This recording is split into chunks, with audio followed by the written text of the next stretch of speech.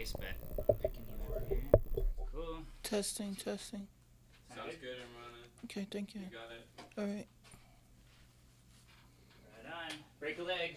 All right, thank you. Oh, okay. Thank you. You close the door? Okay, thanks. Yes.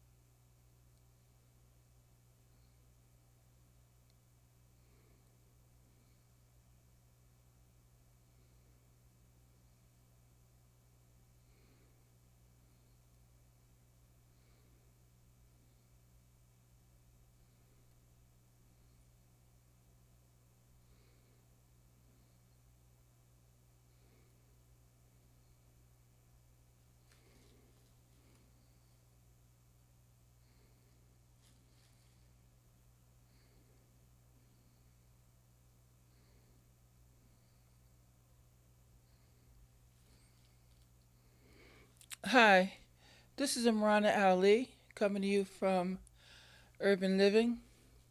Today's subject is something that has been occurring, uh, that has been in the news pretty much almost every day, and that is the war in the Middle East. Um, it's a very heartbreaking situation that is occurring over there in the Middle East. And prior to these sequence of events, I was always under the mindset that anything that happens in the Middle East would have an impact on the entire world, and particularly the United States, and that includes me.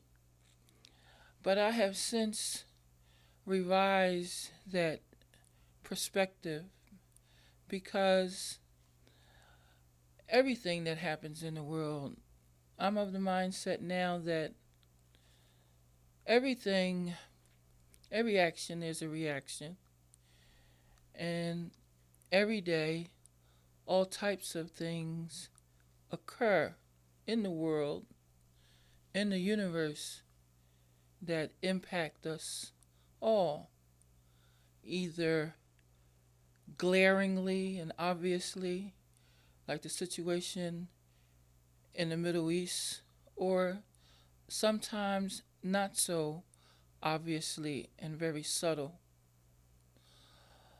But be that as it may, you can't turn on the TV without hearing what's going on in the Gaza war or what's going on with the Iranian war. And I had not even thought that they were two different operations, but they, in fact, are two different operations. There is the Iranian war and there's the Gaza war. And it seems to be going on and on and on. And how will it all end? I don't know how it's going to end, but I just want the viewing audience to try to think of the words that come to mind when John F. Kennedy said that we must conduct ourselves in such a way as to convince onlookers that our way of life is a way of life worth living, so to speak. And implied, and I thought that was a very wonderful statement, implied in that statement is a duty upon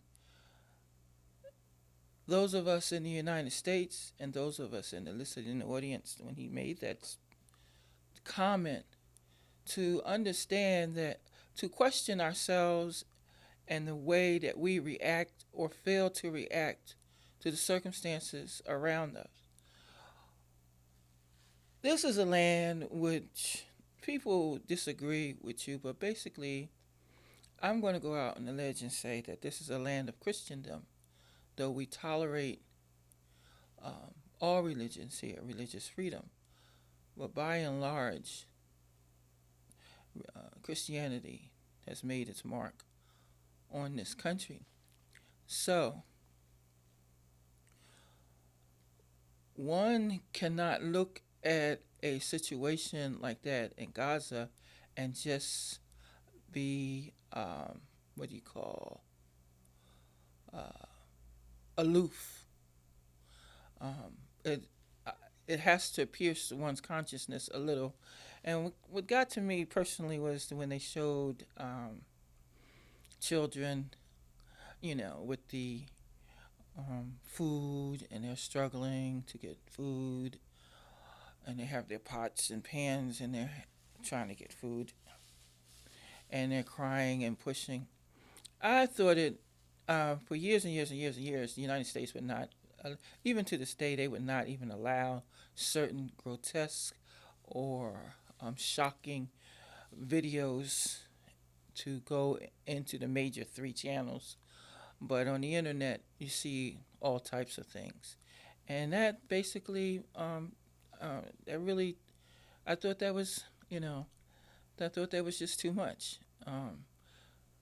Because, war is hell, and you can't really determine in a war,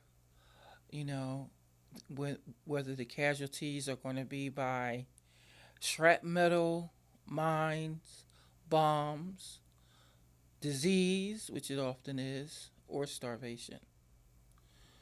So right now we're observing a war with human lives and human people, and it's being played out on television, basically like a cartoon.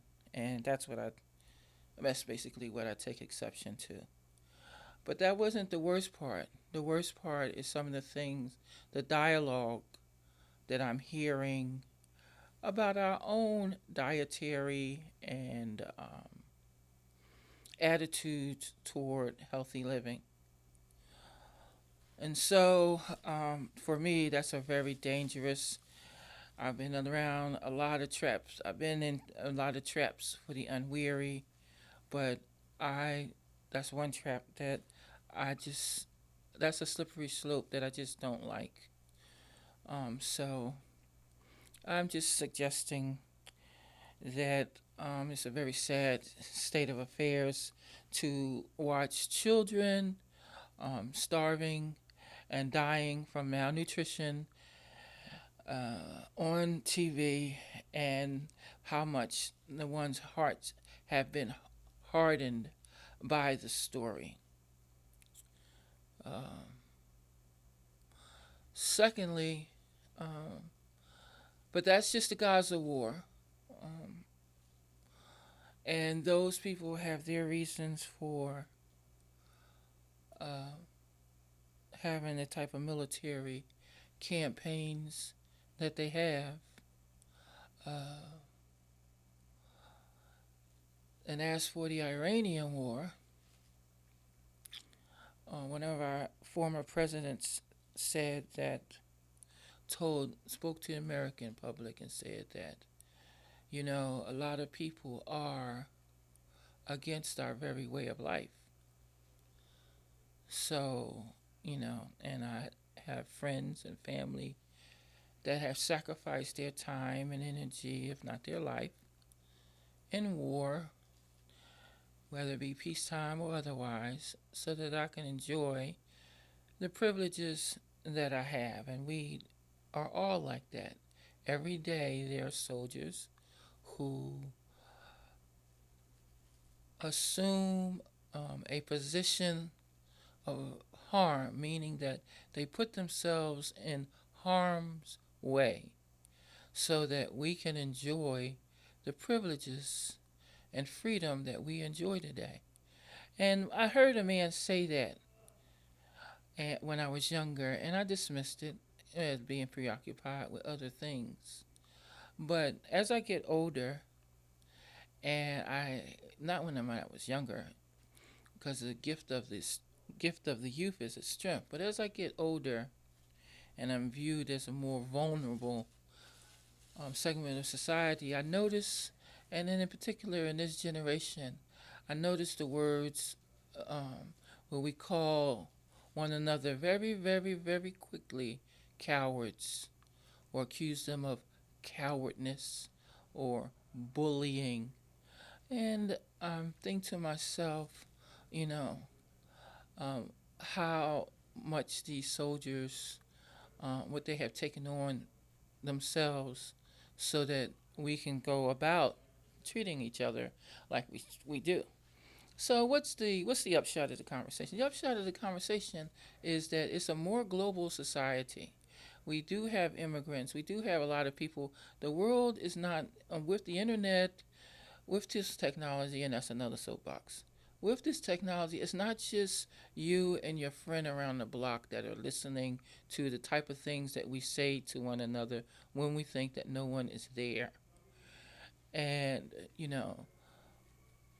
we don't need to belittle one another and call in the name calling when people that don't want us to have the type of life that we have are sitting around calculating the demise, you know, to put it bluntly, of every man, woman, and child in this country. So it goes back to the words of JFK. We have to conduct ourselves in such a way as to encourage, to persuade, to gingerly persuade others that our way of life is a life worth living, particularly. And how does that go back to, let's say, the minority population? Because, I mean, what does the minority population have to say about anything? They are marginalized. If you talk about the minority population, particularly the black woman, and I'm not speaking for all black women, I'm speaking for this black woman.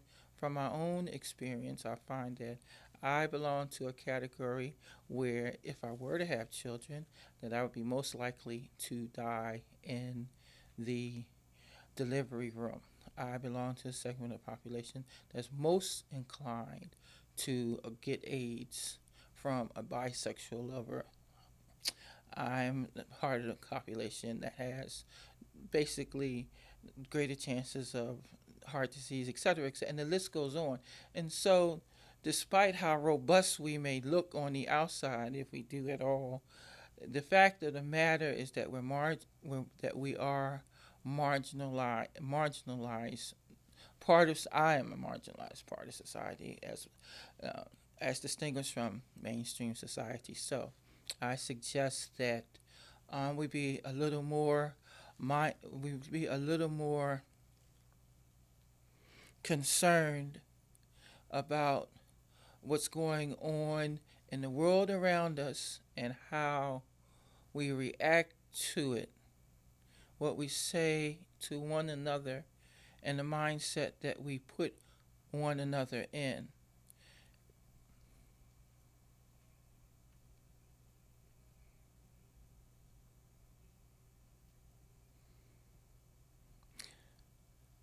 Because we have all types of stories that we can talk to one another that are positive, that reinforce um, values that um, I don't want to pick on the civil rights era, but we have a lot of different things to talk about with one another other than bullying, and etc., etc., etc. We could go along the lines of the fact that, you know, being born in the year that I was born in, we were just being allowed over my lifetime, over 63 years. I'm born in 1963. It's only been 63 years. And when I was born, for the most part, you know, black people were not allowed to participate in society in terms of going to theaters, um, you know, or social events, unless it was clearly marked for coloreds only or whites only. In my lifetime, we were just getting out of the part. We just got out of the part where uh, people were not allowed to be represented in the government, which is not too long ago. Within 63 years, we weren't so well represented. Just 63 years ago, we weren't so well educated. We were so uneducated and so ignorant that we couldn't even ascertain what was the the what were the issues of the day that needed to be resolved. We have just come out of this during the last 63 days, 63 years, and those who follow me, they inherit that world, and that's fine. That's a wonderful thing. But I don't like you hear people say you don't like the direction that we're going, and maybe it's my fault because I leave people on their honor, and I assume but it's basically a sad state of affairs. I don't think we inherited. I don't think we've gotten as far.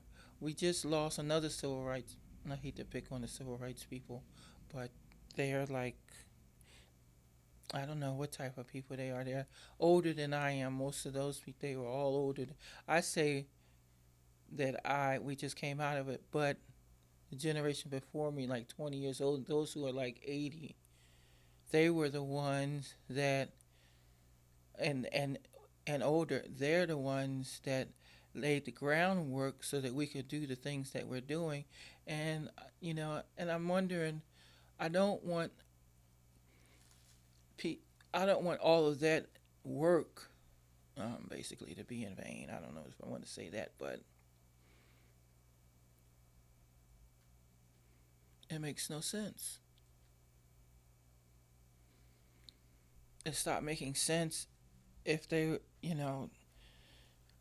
it just seems to be a trick of the enemy that the very people, who needed so much support are now, conducting themselves in such a way as others, the very people that supported them, can say, oh, look at this. Why did we even bother? So, you know, we get civil rights, gay rights, black rights. Now they all want rights. And rights for what? So, I mean, it seems trivial, but it's really not. It's really not a trivial issue because, and I guess one person brung it home for me, and I can't emphasize it enough now because I said, well, I kind of thought that the civil rights era, we have our rights now. We all have our. They used to criticize us. Now you got your little $20,000 a year, and you're somebody because others got left behind. But it's part and parcel to an ongoing momentum of people who are coming along and want to in other words, the progress, the groundwork that was laid for us and the rights and privileges that we enjoy right now are a calling card and a beacon of light for others all around the world who are trying to achieve the same thing. And that's where I really missed the point because my uncle told me a long time ago that the poorest person in the United States has more than many people across the world. And I would take exception to that. I don't know how true that really is. But the fact of the matter is, but for the grace of God, a lot of you, it's chances are there are a lot of people out there that you can help who haven't arrived to the same station that you have arrived. If you have the poise, finesse, ability to an inclination to help someone. So that's the part. It's an ongoing struggle, and it has to be seen as such. And we can't be afraid that we're not as good as the Jesse Jacksons, or we're not as fierce as the John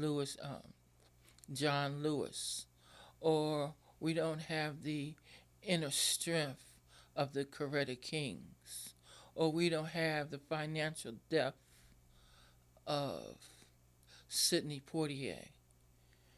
Uh, you know, we have we can still make great or that what the ominous words that Jesse Jackson said. It doesn't have to be that way. That we are losing everything that we gained. It doesn't have to be that way. We hold we hold some. We can weigh in it to the degree that we can weigh in on it. God grant me to accept the things that I cannot change, the things I can, and the wisdom to know our difference. And it's an ongoing struggle, and therefore, uh, the battle is still going, and we can still run a good race and fight. And with that being said, let's take a look at this situation with ICE. The Black Caucus said that it was terrible how agents have arrested people who um, you know were basically law-abiding people who didn't do anything wrong, and ICE is just coming in there and just doing this and da da da da da da da. and uh, people from all over the country, mayors are, you know, some are taking exception to ICE tactics. My knee-jerk reaction was, you got to be kidding. You know, the people that were coming over the border, whereas you got to be joking. The Texas was begging for help down there uh, for months before anybody did anything. But I had to step back from my dogmatic position and remember, and I don't like to use his words, Andrew Young. He said that when they were fighting for the civil rights, they always had somebody who operated under color of law who were on their side. So, so that says that uh, it says that no matter how it says you have to be better than the opposition that you're trying to fight. So if you're trying to protest, you have to have someone under color law that you can truly trust and is going to be able to articulate what the true issues are in your favor if anything happens. I can't say it any clearer than that. So, though it might be true, so it's true. The types of people that were coming over the border were hardened criminals, mental situations, creating all types of horrible atrocities onto the American public. But it didn't negate the fact, and that's true without a doubt, but it didn't negate the fact that law enforcement still has a duty to function and operate uh, with a certain level of professionalism, and a lack of a better word, delicacy. When handling the situation, they have to come correct. They can't get caught wrong, and we've learned that the hard way. And so, to this very day, they're still struggling with immigration. You know, and to me, it should be a non-issue, and yet it's driving the narrative these days. Okay, for me, you have people who are coming over the border, and you have some um, who are not legal, and yet why is this situation becoming belabored? To me, it's a trick of the enemy to have to so that he can control the narrative on a situation that should already be under control, rather than to allow us to focus on something a heck of a lot more positive. But we had to learn the hard way. um, we just lost our one civil rights person, and I kind of felt that way many years ago. And I thought, what are we going to do when the civil rights people leave? If anything, God forbid, something happens to them. So we just lost Jesse Jackson, and but that does not negate our duty. We have to hold, even though they put themselves in harm's way. I mean, an officer takes a bullet for what, $70,000 a year? Is it 100,000? Is it less? But they put on that uniform every day and put themselves in harm's way to protect our interests. And even though, they're the frontier, they're the ones who have the license to carry that gun. They're the ones who have the instructions to to bear arms. Not this guy down the street who bullies. If he has a gun, it's probably illegal. And I don't have any sons out there, so I can't tell them which way to go on that. But I don't, it's just paradoxical, and it doesn't work, and it's not going to work unless people who are empathetic. Uh, we had the minority population had the wherewithal. Uh, the hip hop generation has made more money and broken through more boundaries than than we could ever imagine. It's just like Jesse Jackson said: when the rules are known, when the playing field is leveled and the rules are known, when the rules are transparent and the playing field is level, we excel, and we are excelling economically, but ethically, but there's another dimension to that, and that's ethically. We cannot how we are interacting with each other. It's just not sustainable, and everybody knows it. And I wouldn't say they're laughing, but the verdict is not out yet. So that's my pitch, and I'm sticking to it.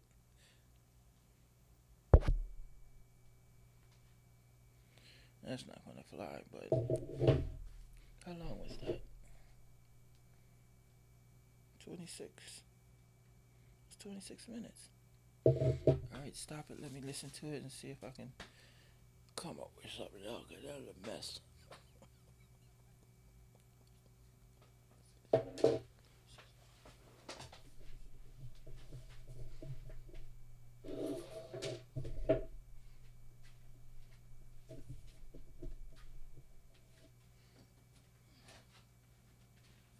Rolling. I'm all done. I'm not done. I just need to stop for a second. I want to look at the material, then I want to use it again. See if I get 10 more minutes. I just want to look at what I see. Can I do that? Yeah, you want to watch it back? Yeah, I'm gonna do it on the editing screen though. Okay. Okay. How long I have it for? It's 12 o'clock, so you got 2 more hours.